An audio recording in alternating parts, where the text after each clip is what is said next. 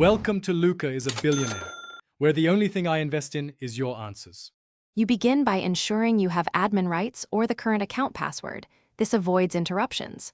Once ready, open Settings, press Win+I or use Start and type Settings, then Enter.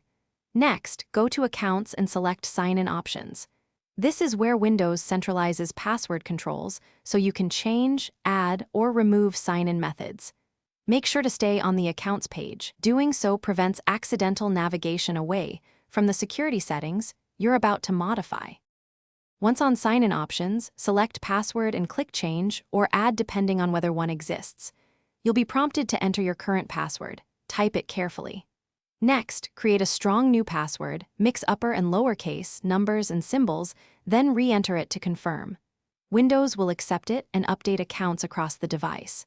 If you prefer faster access, consider adding a PIN or security key now, because those methods are tied to this account and can simplify future sign-ins.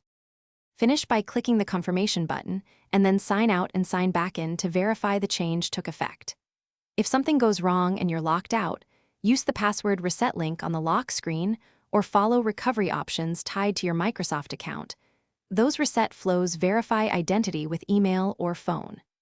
Finally, make sure to enable Windows Hello or set a backup sign-in method so you reduce reliance on a single password and recover faster if you forget it.